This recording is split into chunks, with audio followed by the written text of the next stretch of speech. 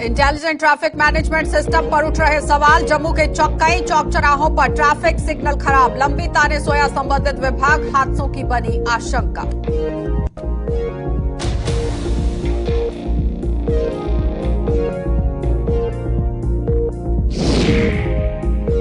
अवैध रूप से बसे प्रवासियों के खिलाफ मुहिम शुरू, लोगों की शिकायतों पर एक्शन में आई पौनी पुलिस, प्रवासियों को वापस लौटाने का अभियान किया गया शुरू।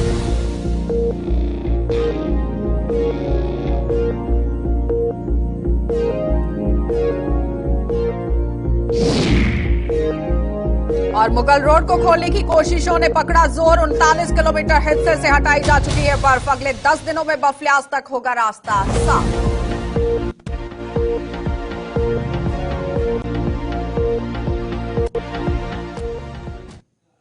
नमस्कार, बुलेटिन में आपका स्वागत है। मैं हूं आपके साथ आशा सरमाल। चलिए शुरुआत करते हैं जम्मू कश्मीर से जुड़ी खबरों की। सबसे पहले आपको ट्रैफिक के हवाले से खबर दिखा देते हैं, जहां पर आप देखिए जम्मू में भले ही कुछ दिन पहले इंटेलिजेंट ट्रैफिक मैनेजमेंट सिस्टम की शुरुआत की गई थी, लेकिन इस तस्वीर का एक दूसरा पहलू भी सामने आया है। तो जम्मू के अधिकतर चौक चौराहों पर लगे हुए ट्रैफिक सिग्नल पिछले कुछ दिनों से खराब पड़े हुए हैं, जिनकी मरम्मत अभी तक नहीं हो पाई है। और इन चौक चौराहों पर सिग्नल की बत्ती पूरी तरह से गुल रहने से सड़क हादसों का अंदेशा बन गया है और संबंधित विभाग लंबी ताने सोया हुआ है। और इनकी मरम्मत आखिर कब होगी, किस वजह से नहीं हो पा रही है, ये बड़ा सवाल बन गया है। तो साफ तस्वीरों में आप देख सकते हैं कि ट्रैफिक की जो सिग्नल लाइट्स हैं वो लगाई तो गई थी शहर के बीचों बीच यहां, लेकिन ये काम कब करेंगी ये बड़ा सवाल है। अब ट्रैफिक विभाग यहां किस तरह से काम कर रहा है, इसी पर ज्यादा जानकारी लेंगे। ऋतिका हमारी संवाददाता हमारे साथ जुड़ चुकी है। ऋतिका, जिस तरह से इंटेलिजेंट ट्रैफिक मैनेजमेंट सिस्टम की शुरुआत करने की कोशिश की गई, लेकिन क्या लगता है ग्राउंड पर कितना काम हुआ है अभी तक?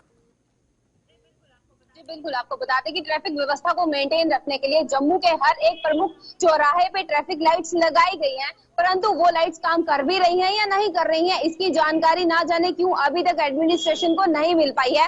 ज्यादातर जम्मू के जो भी चौक हैं, वहां पे जितनी भी ट्रैफिक लाइट्स लगी हुई हैं वो नॉन फंक्शनल है। उसमें से कुछ एक चौक के नाम मैं आपको जरूर बताना चाहूंगी। यहाँ पे जो यूनिवर्सिटी रोड है, अम्बेडकर चौक है, जीवल चौक, रेलवे रोड, शकुंतला रोड और साथ ही साथ कच्ची छावनी और जनरल जोरावर सिंह चौक, कुंजवानी चौक, ये कुछ एक नाम है जो हमने आपको बताए हैं। ट्रैफिक लाइट्स लगी तो हैं लेकिन नॉन फंक्शनल है, जिसकी वजह से ट्रैफिक व्यवस्था में काफी ज्यादा उतार चढ़ाव देखने को मिलते हैं। लेकिन ऋतिका, सवाल यहाँ पर यह है कि एक बड़ा दावा पेश किया जाता है कि सिग्नल लाइट्स जो है वो पूरी तरह से काम कर रही हैं, और जब सवाल पूछा जाता है तो म्युनिसिपल काउंसिल अलग से अपना पक्ष रखता है, ट्रैफिक पुलिस अपना अलग से पक्ष रखता है। क्या लगता है कि किसकी पूरी तरह से जिम्मेदारी थी जिस पर काम करने की जरूरत भी है?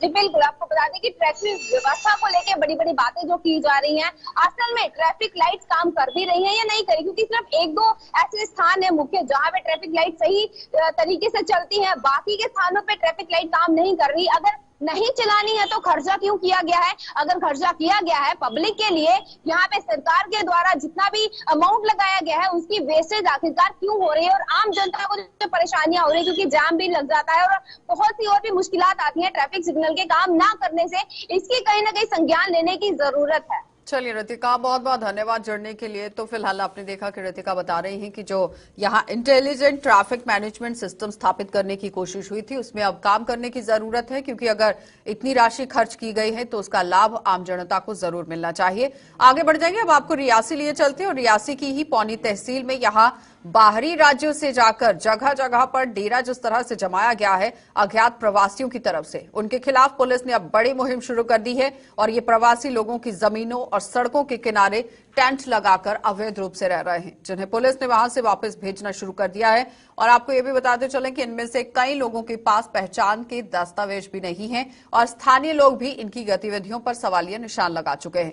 तो पुलिस के इस अभियान पर और जानकारी भी लेंगे, लेकिन इस बीच में साफ तस्वीरों में आप देखिए जो प्रवासी लोग यहाँ पर पहुंचे हुए हैं वो किस तरह से जरा रियासी के अंदर डेरा डाले हुए हैं। अब इन्हें हटाने का काम शुरू कर दिया गया है, क्योंकि कई तरह के सवालिया निशान उठते हुए नजर आ रहे हैं। जितने भी स्थानीय स्थानीय लोग हैं वो भी कई तरह के सवाल उठा रहे हैं, लेकिन उसके साथ साथ यहाँ पर सुरक्षा को मद्देनजर रखते हुए भी एक बड़ा सवाल जरूर बन रहा है कि जिला रियासी के अंदर इस तरह से बाहर से आए हुए लोग कैसे पहुंच गए हैं, आखिर क्यों इन पर कार्रवाई नहीं की गई है, क्यों दस्तावेज नहीं देखे गए हैं। और दूसरी तरफ आप देखिए कि दस्तावेज को लेकर अगर बात की जाए तो बताया ये जा रहा है कि मुकम्मल तरीके से दस्तावेज भी इन लोगों के पास नहीं है। संजीव हमारे संवाददाता जुड़ चुके हैं रियासी से। संजीव, किस तरह से पुलिस वहां पर इन प्रवासियों को हटाने के लिए कार्रवाई कर रही है? जी आशा जी, अगर बात कर रहे हो रियासी जिले की पौनी इलाके की अगर बात करते हैं तो जिस तरह से हम आए दिन देख रहे हैं, बहुत सारे लोग जो सड़कों के किनारे बैठे होते हैं, जहाँ लोगों की जमीनों पर कब्जा करके बैठे होते हैं। पर जब बात आती है इनकी वेरिफिकेशन की तो इनके पास डॉक्यूमेंट जो प्रॉपर सही ढंग से जो इनके डॉक्यूमेंट्स हैं वो कागजात इनके नहीं मिलते हैं। और कहीं ना कहीं पौनी SHO पूर्व सिंह की बात की जाए तो वो हर जगह जाके जो भी उनका एरिया है वहां पे जाकर के वो जो लोगों की वेरिफिकेशन कर रहे हैं, और जिनके पास वेरिफिकेशन नहीं पूरे कागजात मिल रहे हैं तो उनको बोल रहे हैं कि आप वापस चले जाइए, अगर हमारे इलाके में जहां पे रहना तो आपने प्रॉपर सही ढंग से जो कागजात हैं वो जमा करवाने होंगे। जिस तरह से आए दिन हम देख रहे हैं कि डिस्ट्रिक्ट मैजिस्ट्रेट रियासी का भी ऑर्डर है कि अगर आपके घर पे कोई किराएदार रहता है तो उसके भी जो डॉक्यूमेंट्स हैं वो पुलिस स्टेशन में जमा करवाएं। तो पर कहीं ना कहीं इन लोगों की बात करें तो आए दिन हम देखते हैं कि जो सड़कों पे भीख मांग रहे होते हैं, जहाँ लोगों से पैसे मांग रहे होते हैं, बाजारों में जाते हैं, जहाँ लोगों के घरों में जाते हैं। पर इसके लिए जो लोकल स्थानीय वहां पे लोग हैं वो भी सराहना कर रहे हैं पुलिस की कि उन्होंने ये बहुत ही अच्छा काम किया है। ये बताइए कि जिस तरह से ये पूरे कदम उठाए गए हैं, सुरक्षा को मद्देनजर रखते हुए उठाए गए हैं, क्या लगता है कि इससे पहले ये कदम उठना चाहिए था? जी बिल्कुल, ये काफी समय जो पहले ये कदम उठना चाहिए था। पर अभी की अगर बात करें तो अभी भी जो पुलिस की तरफ से ये कदम उठाया गया है तो लोग भी इसकी सराहना कर रहे हैं कि बहुत अच्छा कदम है। ये पहले भी जो उठाना चाहिए था पर ये लेट प्रशासन ने उठाया है। कहीं ना कहीं जो और ये महज सिर्फ रियासी जिले तक सीमित नहीं रहना चाहिए, ये जम्मू कश्मीर के हर जिले में होना चाहिए, क्योंकि एक किराएदारों को लेकर अगर ऑर्डर सामने रखा गया है तो जाहिर तौर पर प्रवासियों पर तो इस तरह से कार्रवाई बनती है जिनके पास दस्तावेज नहीं है। बहुत बहुत धन्यवाद संजीव जुड़ने के लिए। तो फिलहाल आपने देखा संजीव पराशर हमारे साथ जुड़े हुए थे जिला रियासी से, जो बता रहे हैं कि किस तरह से प्रवासी लोगों पर कार्रवाई करता हुआ प्रशासन नजर आ रहा है। पुलिस ने अब इन्हें हटाना शुरू कर दिया है क्योंकि इन लोगों के पास दस्तावेज नहीं है, और जाहिर तौर पर अगर दस्तावेज नहीं है तो एक बड़ा सवालिया निशान सुरक्षा पर भी जरूर उठता है, जिस पर कार्रवाई की जा रही है। आगे बढ़ जाते हैं, अब आपको मुगल रोड के हवाले से खबर दिखा देते हैं, जहां पर आप देखिए मुगल रोड पर बर्फ हटाने का काम तेजी गति से चलाया जा रहा है, और तेज गति से चलाना जरूरी भी बहुत था। करीब 39 किलोमीटर का यह हिस्सा है जो साफ हो चुका है। अधिकारियों के मुताबिक अगर बात करें तो अगले 10 दिनों में बफलियास तक रोड से बर्फ हटाने का काम पूरा हो जाएगा। और अधिकारियों के मुताबिक यहां पर पिछले वर्ष की अगर तुलना की जाए तो इस वर्ष में कम बर्फबारी देखी गई है। हालांकि कई जगहों पर भारी हिमस्खलन जरूर हुआ है, और उन्होंने ये भी बताया कि अगले 10 दिनों तक मुगल रोड की डबल लेन पर बर्फ हटाने का काम पूरी तरह से मुकम्मल कर दिया जाएगा। और साफ तस्वीरों में आप देख सकते हैं कि किस तरह से बर्फबारी का सिलसिला जो है वो यहाँ पर हुआ था, लेकिन इस बीच में प्रशासन की तरफ से बर्फ को काटने के लिए मशीनें वहां पर लगाई गई हैं, और साथ ही साथ अलग अलग तरीके से काम करने की कोशिश भी हो रही है। तो बहुत ही जल्द इस रास्ते को खोल दिया जाएगा। इसी पर जानकारी के लिए आकाश मलिक हमारे साथ जुड़ चुके हैं। आकाश, कितना काम हो चुका है और कब तक सौगात जो है वो लोगों को मिल जाएगी? जैसे मैं आपको बताता तो ये जो मुगल शहरा जो है एक तारीखी शहरा है, इस पे जो है आज की डेट पे 39 किलोमीटर जो है अभी तक जो है स्नो क्लियरेंस का काम जो है पिछले 7 दिन से जारी है, और 39 किलोमीटर जो आज की डेट में जो है स्नो क्लियरेंस हो चुके हैं। जी आशा। और सबसे बड़ी बात यहाँ पर आकाश ये है कि ये लोगों की बहुत पुरानी मांग रही है कि ये 12 महीने के लिए रास्ता खोला जाना चाहिए। टनल बनाने की बात कही गई थी, कई राजनेता भी आए, उन्होंने भी बड़ी बड़ी बातें की। क्या उसको लेकर कोई काम चल रहा है मुगल रोड पर? क्योंकि अगर डिस्टेंस की बात करें तो जम्मू से आप जल्दी ही कश्मीर पहुंच सकते हैं अगर आप बाया मुगल रोड यहाँ से जा रहे हैं तो।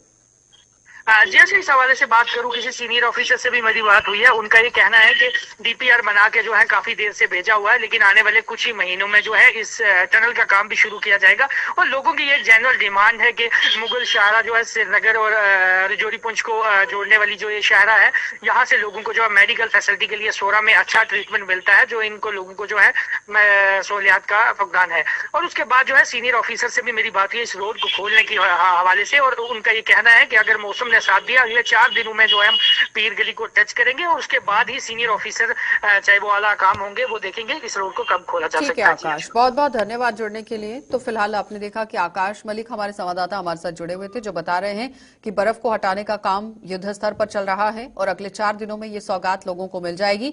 और उसके साथ साथ 39 किलोमीटर का ये रोड है जिसे पूरी तरह से साफ करने की कोशिश कवायद जो है वो शुरू कर दी गई है फिलहाल। लेकिन आप देखिए मुगल रोड को 12 महीने खोलने की भी एक दरियानी मांग जो है वो रखी गई थी, जिस पर अब प्रशासन कब तक काम करेगा ये बड़ा सवाल रहेगा। आगे बढ़ जाते हैं, अब आपको विश्व उपभोक्ता अधिकार दिवस पर रिजर्व बैंक भी लोगों को उनके अधिकारों के प्रति जागरूक कर रहा है। इसी कड़ी में रिजर्व बैंक ऑफ इंडिया की तरफ से आप देखिए किस तरह से काम किया गया। रिजर्व बैंक ने यहां नगरोटा के जगती में आज एक कार्यक्रम का आयोजन कर लोगों को बैंकिंग सुविधाएं लेने के लिए जागरूक किया है और साथ ही साथ डिजिटल बैंकिंग के दौरान बरती जाने वाली सावधानियों की भी उन्हें जानकारी दी गई। तो लोगों ने बताया कि यहां डिजिटल बैंकिंग के दौरान छोटी सी चूक भी काफी महंगी पड़ सकती है, लिहाजा उन्हें पूरी सतर्कता बरतनी चाहिए। और इस दौरान एक वॉकथॉन का भी आयोजन किया गया जिसमें हर उम्र वर्ग के लोगों ने भाग लिया है और भाग लेकर विभिन्न संदेशों के जरिए लोगों का ज्ञान बढ़ाया है।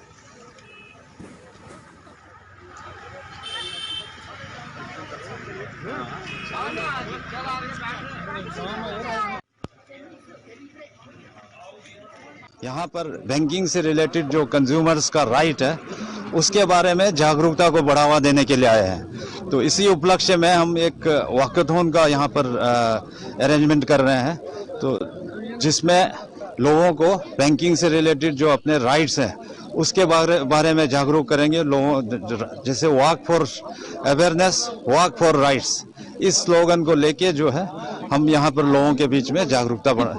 ये 2.5 किलोमीटर से 3 किलोमीटर तक का ये वॉक करेंगे, जिसमें प्ले कार्ड लेके लोगों को बताएंगे कि क्या क्या जैसे डिजिटल ट्रांजैक्शन में क्या क्या सावधानियां बरतनी है, या बैंकिंग से रिलेटेड जो समस्याएं हैं, कोई ग्रीवेंस है, कंप्लेंट्स है, उसको कैसे आरबीआई लोकपाल के पास आप उठा सकते हैं। तो जम्मू का स्टेट कैंसर अस्पताल शुरू होने से ही कैंसर से पीड़ित मरीजों ने राहत की सांस ली है। ये अस्पताल उनके लिए वरदान साबित हो रहा है और अस्पताल में मरीजों को इलाज के साथ साथ उनके टेस्ट कराने के साथ साथ दवाइयां भी मुहैया कराई जा रही हैं। अस्पताल में आयुष्मान भारत योजना के तहत मरीजों का मुफ्त यहां पर इलाज हो रहा है और मरीजों ने जम्मू के स्टेट कैंसर अस्पताल में मिल रही सुविधाओं पर संतोष जताते हुए यहां तैनात डॉक्टरों और पैरामेडिकल स्टाफ की भी जमकर तारीफ की है। लेकिन आपको ये भी एक बार फिर बताते चले कि मुफ्त में ये पूरी सुविधा मिल रही है। वहीं अस्पताल के सुपरिटेंडेंट डॉक्टर दीपक कुमार ने बताया है कि उनका प्रयास यहां मरीजों को बेहतर सुविधाएं उपलब्ध कराना है और आने वाले दिनों में नई मशीनें यहां पर लग रही हैं, जिनके शुरू होने से मरीजों को और राहत मिलेगी।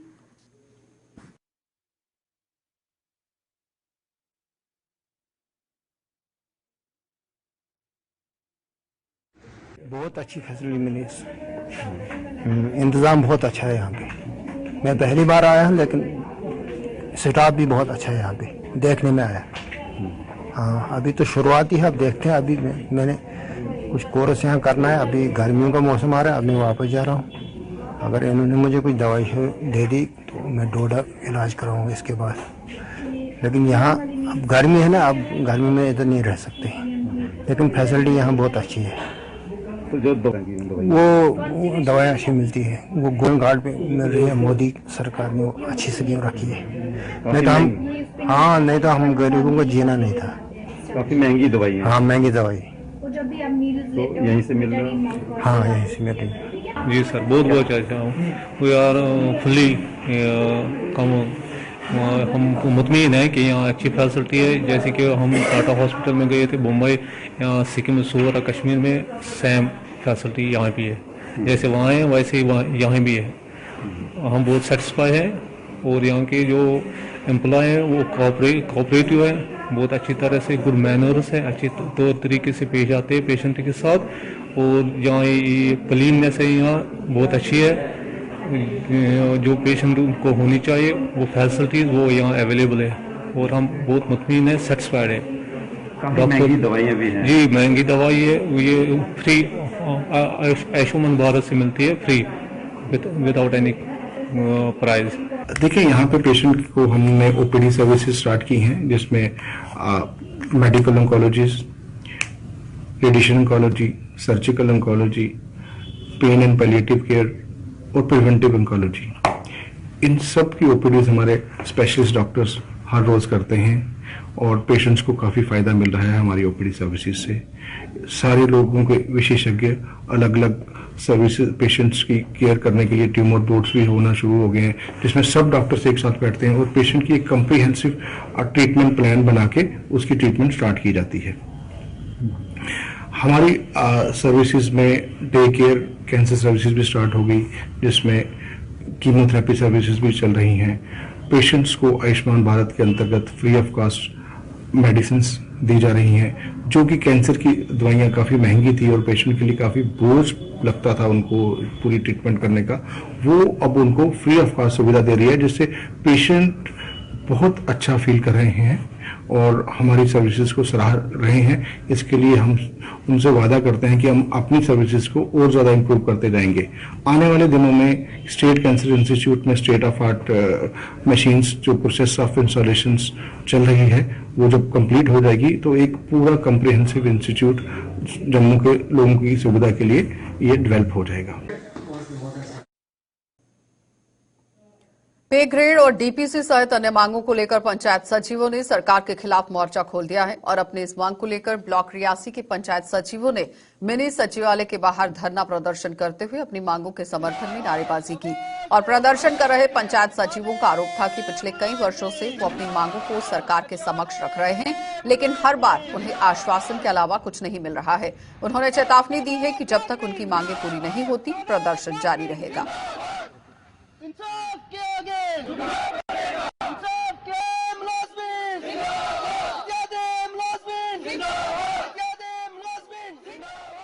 हमारा बैच ही नहीं बल्कि हमसे पहले भी जो है काफ़ी देर से ये डिमांड चली आती आ रही है कि हमारे ग्रेड पे में जो है थोड़ा सुधार किया जाए, लेकिन हमें बहुत ही अफसोस के साथ कहना पड़ा कि आज तक भी उस पर कोई भी जो है एक्शन वो नहीं लिया गया। हमें जस्ट लाइक कहते हैं ना, दिलासा दिया जाता है कि हाँ जी इस पर एक्शन लिया जाएगा और वो दिलासे के सहारे ही जो है हमें आगे तक चलाया जा रहा है। तो हम यही कहेंगे कि अगर हमें काम, हम इतनी स्कीम्स को जो है ग्राउंड पे इम्प्लीमेंट करते हैं तो प्लीज़ उसके लिए जो है हमारे कम से कम ग्रेड पे का जो मुद्दा है उसे अब जो है इनको सिर्फ कागजों में नहीं और जुबानी से नहीं, बल्कि हमें जो इम्प्लीमेंट है वो ग्राउंड पे करवाना है, रियलिटी में करवाना है। दूसरा हमारा है कि वो है डीपीसी। मैं आपको बताना चाहूंगी कि हमारे साथ जो है काफी देर से यहाँ पे 30 और 32 इससे भी ज्यादा सालों तक जो है बहुत से ऐसे एम्प्लॉइज हैं कि जिस पोस्ट पे वो अपॉइंट हुए थे उसी पे वो रिटायर हो गए। तो बहुत ही अफसोस के साथ कहना पड़ता है कि हमारी इतनी सालों की मेहनत और एक्सपीरियंस जो है वो हमारे किसी भी काम का नहीं रहता। तो आगे जो हमारी डीपीसी जो है वो काफी देर से क्लियर ही नहीं हुई है। पहले एक बैच हमारा डीपीसी का क्लियर हुआ था, लेकिन फिलहाल 1.5-2 साल से उसके बाद कुछ भी क्लियर नहीं हुआ और हम चाहते हैं कि जल्दी से जल्दी वो जो है डीपीसी जो है वो भी हमारी क्लियर जो है की जाए।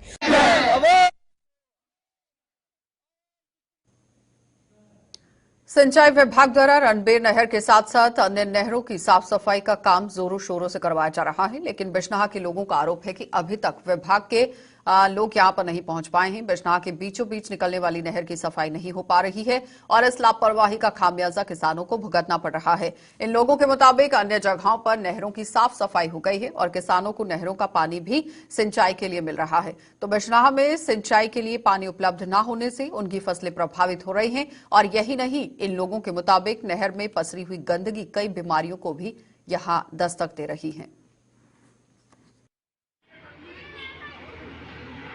मौका दिखा दिओ, ये साड़ी नहरें की जी हालत है बड़ी खसलत हालत है। जी पंडोरी वाली नहर है, अज 5 दिन हुई है उस नहर के पानी आए दे, हर एक बंदा उसकी फैसिलिटी लै रहा है, लेकिन सानू मौके पर फैसिलिटी नहीं दी जा रही है। साड़ी फसल पूरी बर्बाद हुई है, चटाले साढ़े जिहड़े ने सुक्की गए ने, कणकां साड़ियां जिहड़ियां ने बिल्कुल खत्म हो गई ने। इस करिए अस सरकार अगे इहो रिक्वेस्ट करना चाहते हैं इहदे पर जल्द को जल्द थोड़ी नज़र पाई जा अगर और इसी साफ सफाई की जा। इत्थे बड़ी गंदगी जी फैली चुकी दी है। ये गंदगी जी है जेडे नज़दीकी घर ने, जिसले हवा चलती है ये सारे अंदर जाने की कोशिश भी करने लगी पेदी है। इसका मतलब ये नहीं है कि नहर की साफ सफाई की है और नहर की साफ सफाई करने के बावजूद इसी इत्थे डंप करी उड़िया नहीं। टाइम पर बरखा नहीं होंदी ते सारे लोग जेडे ना वो बंदे मोटर बंबी शंबी नहीं लवाई सकते। तो गलबात यह है कि गौरमेंट की जोड़ा चाहिए कोई टाइमां के उपर जी है सारी जी नहर जी है वो चाहे बिश्नाह वाली है थोड़ी ये लिंक रोड है, चाहे वो मेन जी नहर है ਚਾਹੇ ਇੱਕ ਨਾਲ ਇਧਰ ਅੱਗੇ ਜਾਂਦੀ ਹੈ ਜਿੰਨੀ ਵੀ ਰਿਹਾਲੇ ਹੀ ਜਾਂਦੀ ਹੈ ਜਿਹੜੀ ਨਹਿਰ ਹੈ, ਤੇ ਇਹ ਜਿਹੜੀਆਂ ਸਾਰੀਆਂ ਜਿਹੜੀਆਂ ਨਹਿਰਾਂ ਨੇ ਜਾਂ ਪੰਡੋਰੀਆਂ ਵਾਲੀ ਨਹਿਰਾਂ ਟਾਈਮ ਦੇ ਉੱਪਰ ਜਿਹੜੀਆਂ ਨਿਕਲਣੀਆਂ ਚਾਹੀਦੀਆਂ। ਜਿਵੇਂ ਤੁਸੀਂ ਦੇਖਿਆ ਕਿ ਅੱਜ ਇਸ ਵਾਰੀ ਜਿਹੜੀ ਹੈ ਉਹ ਬਰਖਾ ਬਿਲਕੁਲ ਨਹੀਂ ਹੋਈ, ਤੇ ਬੜੇ ਸਾਰੇ ਜਿਹੜੇ ਕਿਸਾਨ ਨੇ ਉਹ ਜਿਹੜੇ ਵਿਚਾਰੇ ਜਿਹੜੇ ਨੇ ਗਰੀਬੀ ਰੇਖਾ ਕੋਲ ਥੱਲੇ ਨੇ, ਜਿਹੜਾ ਇੰਨਾ ਜਿਹਦੇ ਕੋਲ ਇੰਨਾ ਸਰਮਾਇਆ ਨਹੀਂ ਹੁੰਦਾ ਤੇ ਜਿੰਦੀ ਐਗਰੀਕਲਚਰ ਜਿਹੜੀ ਲੈਂਡ ਹੈ ਘੱਟ ਹੁੰਦੀ, ਉਹ ਵਿਚਾਰੇ ਬੰਬੀ ਨਹੀਂ ਲਵਾਈ ਸਕਦੇ, ਉਹਦੇ ਕੋਲ ਇੰਨਾ ਉਹ ਸਰਮਾਇਆ ਨਹੀਂ ਹੈ ਕਿ ਉਹ ਪੈਸੇ ਖਰਚ ਸਕਣ। ਤੇ ਤੋ देखो जिन्नी भी कणक है ना थी सारी जी टाइम को पहला जी वो नसरी है। डिपार्टमेंट को कई बार कह चुके हैं कि जहां पे एक ऐसा सिस्टम लगाया जाए, एंगल लगाया जाए कि गंदगी पीछे रहनी चाहिए। ये डिपार्टमेंट का काम है, चाहे वो अपनी ट्रैलियां लगाकर चाहे अपना कोई भी लगाकर जहां से गंदगी उठाकर कहीं दूर फेंके। लेकिन जो आगे लोग गांव को रहते हैं जैसे मीर नगर, हरसा, दब्बड़, देवली, लसवाड़ा, गंदगी इकट्ठी होकर उनके घरों तक पहुंचती है। वो अपने मतलब ना तो बाहर घर के बैठ सकते हैं ना अपने घर में रहना। आगे जो मच्छर इतना डेंगू है किस तरह से फैल रहा है, सिर्फ इनकी डिपार्टमेंट की ये नलायकी है। बुढ़ापा और विधवा पेंशन हासिल करने के लिए सरकार द्वारा नई औपचारिकताएं तय की गई हैं और इन औपचारिकताओं को पूरा करने में बुजुर्ग और दिव्यांग लोग काफी परेशान हो रहे हैं कि ठंड यहां आप देखिए कठिनाइयां इन लोगों को झेलनी पड़ रही हैं। इन लोगों की परेशानी को देखते हुए जम्मू के वार्ड नंबर 3 में स्थानीय पार्षद द्वारा लक्ष्मी नारायण मंदिर में एक कैंप का आयोजन किया गया, जिसमें स्वास्थ्य समाज कल्याण विभाग और बैंक के ही अधिकारी मौजूद थे, जिन्होंने इस दौरान लाभार्थियों के मौके पर ही दस्तावेज तैयार कर उन्हें राहत पहुंचाई।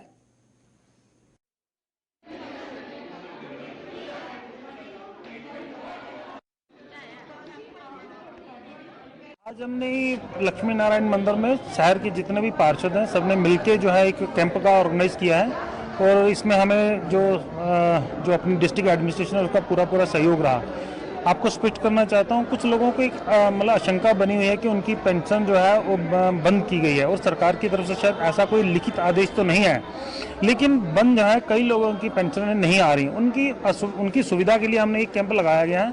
यहाँ पे हेल्थ डिपार्टमेंट के ऑफिसर, सोशल वेलफेयर के ऑफिसर, डिपार्टमेंट के लोग और डीसी ऑफिस के जो है लोग और बैंक के भी कुछ लोग जो कर्मचारी यहाँ उपस्थित है और प्रयास किया जाएगा कि सबको उनकी सहूलियत दी जाएगी। सबसे जो मुश्किल है उस ऑनलाइन पेंशन, अभी जो पेंशन है ऑनलाइन हो जाएंगी सारी, उसमें एज सर्टिफिकेट बनाना सबसे जो असंभव सा मुश्किल सा है, इसलिए हमने उनकी सुविधा के लिए सारे ऑफिसर यहाँ अवेलेबल करवाए हैं। उनका एज सर्टिफिकेट बनेगा, उसके बाद ये सारी पेंशन जो है ऑनलाइन होगी और जो ऑनलाइन पेंशन हो जाएगी उन्हीं का जो है कंसिडर किया जाएगा आगे भी आगे। तो ऐसे ही जो कैंप है हम ऑर्गेनाइज जो आगे भी आने वाले समय में हम करते रहेंगे और प्रयास किया जाएगा कि लोगों को ऐसी जो सुविधा है प्रदान की जाए। बुलेटिन में फिलहाल इतना ही। आप बने रहिए गुलिस्तान न्यूज।